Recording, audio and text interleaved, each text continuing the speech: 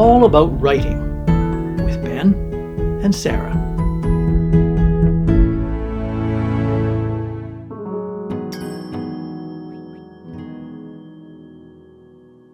Welcome to All About Writing, the podcast that covers everything about the world of writing from the inside out. This is episode 14, part 2, on our series on screenwriting. I'm Sara, here with my co-host Ben, who is an award-winning, best-selling author and ghostwriter, editor, and publisher. And I'm Ben, here with my co-host Sara, who is an award-winning, best-selling author, screenwriter, editor, and TED Talk presenter. And today, we're talking about the mechanics of writing a script.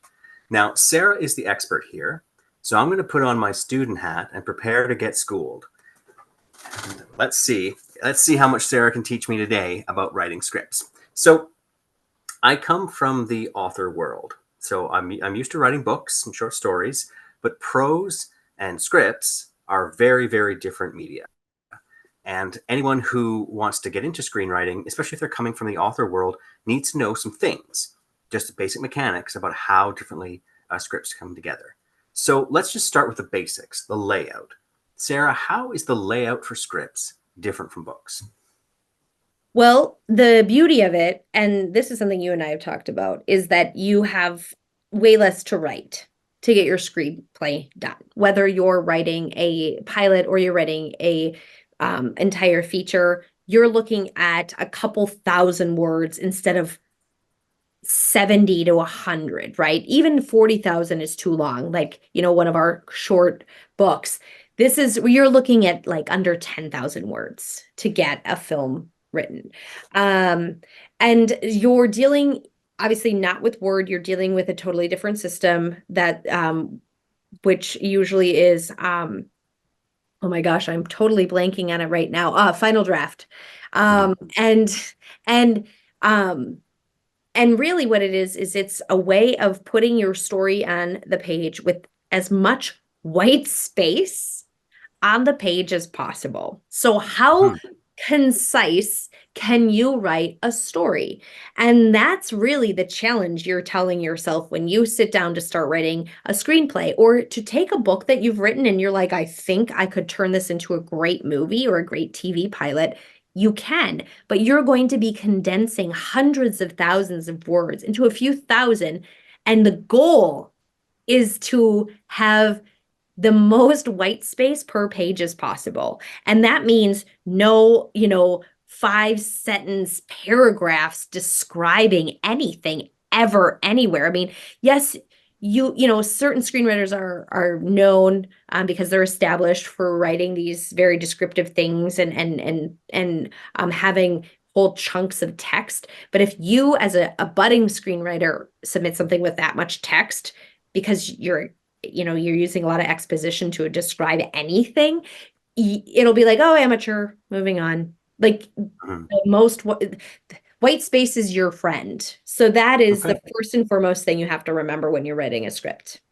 That's really interesting. So you're saying that really as a screenwriter, you should go for a minimalist approach, like Correct. Just the bare minimum stuff on the page. It's really about efficiency and efficacy.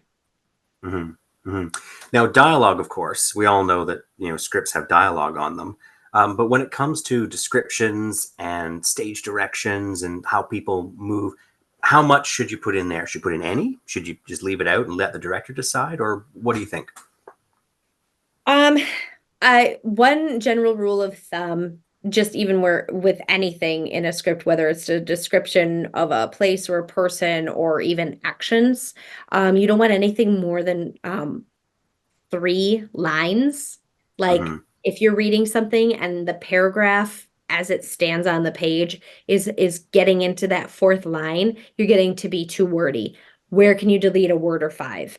Right. So you do use description. The first time you describe a location, you do describe what it looks like, just to give flavor and tone. So if you were to describe my office, right? So everybody who's looking on YouTube can see my office. I've got, shelving, I've got windows, I've got drapes, I've got an apothecary behind me. If I'm switched the other way, I've got bookshelves of books, right?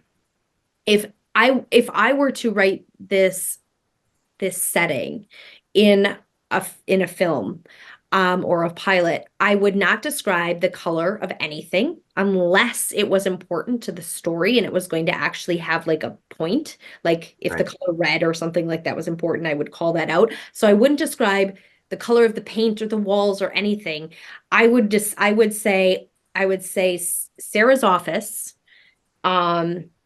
small desk in center, with natural wood elements or something like that, and I would give some sort of clue to the set decorator and production designer, like, oh, it's, and I'd probably, because it's the most unique thing, and with an apothecary cabinet standing against the back wall. So like Mhm. someone walking in goes, oh, okay, so she's not like in a modern office, right? She's in an office with wood and dream catchers and, calling out just one or two things that Right. get visual, but that's it. And then you never describe it again. Hmm. Hmm. Right. Yeah, that's really important. Different from books, for sure. Because with books, you're always coming back and reinforcing things.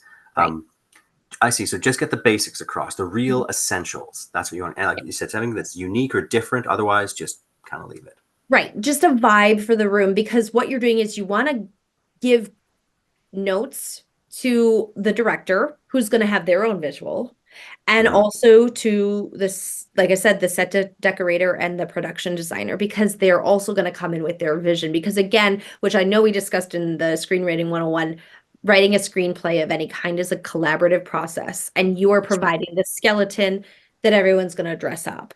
And so unless you feel very strongly about one or two elements that need to be called out in that description, you're setting the scene in terms of vibe for that character or that location, and then you let it be and let the other people come in um and enjoy the, dressing it up. Yeah. Awesome. Okay. Cool. Now, another thing that I've heard about with TV and movies is the number of acts that they have. Like in book writing, the 3 act story is very common. Now, of course, sometimes people change it, but that's a common way to do it. Are there standards in filmmaking about the number of acts that you put into a script? Yeah, and just like books, and this is the one thing that's awesome, is standard is a 3-act structure. That is the same whether you're writing a pilot or you're writing a feature. You will have 3 main acts. And they follow the same pattern that you generally see in a book. You have that Mhm. introduction, that build up. You have that second act where everything goes to crap, and you end it, where there's a big resolution push to that third act and finale. Now, if you're writing for TV, there are two. I have most people I've worked with do prefer a 6-act structure, which is still following that main 3-act, but the acts are broken up a little bit more micro, because it either allows for specific commercial breaks, especially for um, cable TV, as it were, or Mhm. else just even if it's for online for ads, like on an online channel. And I did work with one producer once who asked for a 9-act structure, and the reason Wow. and the right. And then I told other producers this, and they're like, "We've never heard of a 9-act structure. What is he smoking?" But he's a long-term producer. He clearly knows what he's doing. But the reason for that it was writing for Hallmark, and Hallmark has a very specific. They want tiny micro acts in between all their commercial breaks. So if you think about a 90-minute movie on Hallmark, right? Mhm. It's 10 minutes of TV and then a commercial break. Or even if it's 2 hours, but it's like a 90-minute script that they run out Yeah. for 2 hours. It's 10 minutes commercials, 10 minutes commercials. And they wanted every single 10 minutes to be a mini act with a cliffhanger so people would come back. So Hmm. it is a really interesting way of writing. In a way, depending on if you're writing a thriller or something, you do kind of do that when you end a chapter on a cliffhanger. So Mhm. it's the same idea, but you're doing it even faster and tighter. Mm. Wow. Um, Now, when it comes to the characters in a script, I know that an actor is going to bring a character to life, but you as the writer have to have some idea in your mind of who they are. How do you write character description if you don't even know who the actor is going to be? Like how do you capture the essence of the character? Well, and that's a really good question. That's actually really um that's actually one of the hardest things you can do as a screenwriter is to trust the fact that the actor, whoever he or she or they may be, is going to build out the character and do your dialogue justice, and speak it with the emphasis the way you want, but they're going to have their own spin. The first and foremost thing you're going to want to do is you're just going to give clues to the kind of person this is within the script. So you're Mhm. not even worrying about who's getting cast at this point. You're going, for instance, like you need to give clues to the director and the casting director and go, this person is in their 60s. They're clearly not going to cast somebody who's 18, right? So the 60-year-old actor, say. Um, and then you can kind of give some physical clues, but this is also a really fun place to give clues to the character itself using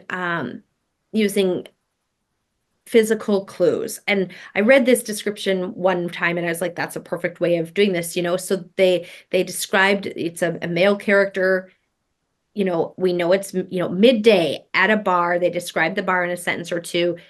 Character one, you know, 40-year-old um sitting at the bar. So you're ready, like, it's the morning, sitting at a bar, in a frayed plaid jacket. So you're like, okay, so already like now we're starting to get a visual, right? You could describe, I think they described like kind of the body has gone to, kind of going to, once was athletic, body going to seed with a twice broken nose that's healed. You now have a very clear picture of this character, and you don't need to know anything else, right? You know he's Mhm. not clean cut. You know he doesn't wear a suit. You have all these. What you're doing is you're playing almost on stereotypes, but Mhm. you're describing the character in a way that now we both have a visual of this person, right? We have a vibe, and so that's the best way to describe setting up character. The first time you meet this character is you're setting up the vibe of that character on the page in like one sentence. Mhm. And Mhm. so that's again where that efficiency and that efficacy, like you need to be super precise, super efficient with words, but also super creative with words, right? And this is where I love having fun using really descriptive words. Like when people describe they'll say, oh, the sky, the sky overhead was blue and bright and da da da da, right? No, no, no, no, no. The sky was cerulean. Like now you have a totally different feel for that sky. This is, you know what I mean? Like this is where you as a writer can sing on the page in a way somebody, especially if you're coming from the book world. Um, we have a way with words that someone who has come to the screenwriting without that book background won't necessarily have. Like you, in a way, come in with a leg up in just being able to describe and use words in a unique way. Mhm.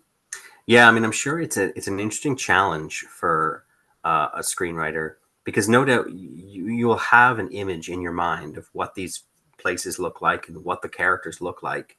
But of course, the the studio might build something else and hire someone else. But I see what you can do, what you're saying there, how you can use sort of, well, not tricks, but you can use techniques to get the point across, of what you're aiming for, and hopefully the studio will pick up on that, and they'll cast someone who if you meet the actor on the street, you think, oh no, not at all, but then the actor does their job and becomes that character, and you just got to trust the professionals to do what they do. So it's interesting. It really is. Because as authors, we have so much control over what we write.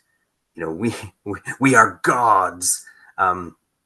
But when you're a screenwriter, that's not the case at all. You know, you are still vitally important to the process because you're the one who creates the story that everyone else works from. You said you build the skeleton, but that skeleton is going to be dressed quite differently from how you expected by the time it gets there at the end, and you got to be cool with that. Yeah. Yeah, that's it's really neat to think about and really fun too. Now, yeah, you talked about scene descriptions and how at the very beginning, like you give a very, very short, no more than 3 lines. Do you do that the whole way through the script, or once you've established a place, do you just say, nope, back in Sarah's office, and that's it? You just leave it? Yes. You only give the description of a place once. Yeah. I suppose I'm being a little picky here. If something has changed in the office, like it's a different time of day or a different time of year, or something significant has happened, that you'd put in, like to demonstrate this has changed. That's a good point. Especially because we're talking about the mechanics of the script layout. Yes, you do. I would say, for instance, if I were to write this right now, it'd be, Sarah's office night, right? Because it's evening while Yeah. we're writing this. And then and I would give the description. But the next time we're in my office, it might be morning, and I'd be, Sarah's office morning. But I wouldn't describe the office again. And the only Right. thing, if something has changed, if it is significant to the plot and needs to be called out, I would only call out that one change, like Sarah's office, morning, the desk is gone. That's important, and it's clearly significant in some way. Why? Am I dead? Like, did I give up writing? Am I only gonna write on a beanbag on the floor? Right? Like, that's where it matters. Otherwise, there is no calling out anything. Or if there's a prop in here that's been significant to the storyline, and now it's missing because we're writing a mystery or something. Mm-hmm. All of those things play out. Right. So Yeah. yeah, and it's hard for us as writers, I think, to keep in mind that kind of minimalism. But the more you can keep yourself in that mindset when you're writing, the less you have to write. So the easier you make it on yourself. But executives, they don't want to read anything extra. You're trying to get them to read the entire script. And the least you can give them to read and still get your point across, the better off you are. Right. Yep. Yep. I got one more question, which is kind of an interesting one, which maybe ties in with actors. But if you imagine, as the writer, you imagine a character having an accent or using a dialect, do you build that into the script, or do you communicate it some other way? I did want to talk about this because it's changed a lot. And you're going to get conflicting points of view. And you have to be really careful not to make a caricature out of a character if you do use dialect. The best way to use dialect to convey a character is if they have a very specific way of speaking. So, for instance, poor English is a great one to keep in. It shows that someone's uneducated. A really good example might be My Fair Lady. It's a play, but it's still a script, if you will. And it's laid out the same way. And, the character of Eliza, she starts out with horrendous English. And then as she learns from Professor Higgins, her English gets better. And that would be portrayed in the script, her poor English. But you wouldn't necessarily put a Cockney accent in there. Partially because it's hard to read. Again, you're making it hard on the executives and the actors. You are trusting that they will get a dialect coach. And all you need to do is either in the character description or at the start of that character's first speaking lines, write in a Cockney accent. And then then they know, oh, this character, that's their accent. And they are professionals. Their job is to figure out what that looks like and sounds like and do it. They don't have to see it written out in the page. I don't know how familiar you are with the books, Redwall, the book. They're really old. They're like talking mice and stouts, and they're old. They're old kind of animal fantasy. They're talking mice, right? That have swords, things like that. But it's a really old kind of series, and there are certain characters within that series that their dialect is written out how it sounds. Like there's a mole that has this type of dialect that is impossible almost to read on the page, let alone put in a script. And so you don't want to do that. So it's one of those things where you wouldn't need to call out the dialogue in every line, but it is important to point out at some point early on so that people know, or turns of phrases that a character always has to designate that they're Irish and there are certain phrases Irish people always say and things like that, or if they're coming from Ireland direct and things like that you put in, but that's kind of where you want to draw the line. And really it comes down to ease of reading.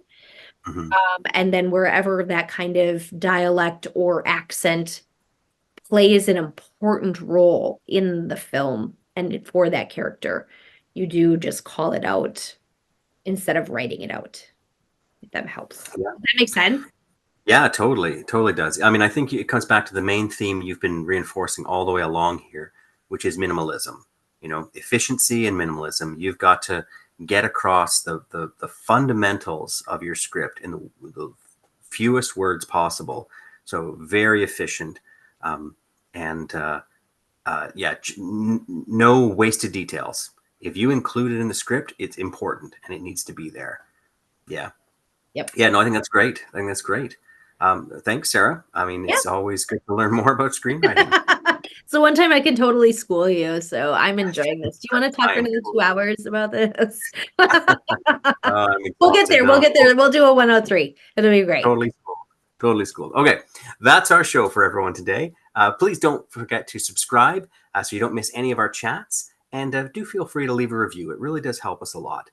Feel free to leave comments too. We always love hearing from folks. We really do appreciate that. If anyone is looking for any help in any aspect of their writing, we always recommend our friends at Cascadia Author Services. A wonderful group of people can take care of you with any kind of writing. You can find them at cascadiaauthorservices.com. And you can catch up with Sara at saradahman.com and on Instagram. And you can find Ben at Bennett Art Coles, as well as on Facebook and Instagram. Thanks again for joining us today, everybody. Please reach out if there are any topics that you'd like us to cover. And otherwise, we'll see you again when we next chat all about writing. This has been All About Writing with Ben and Sara.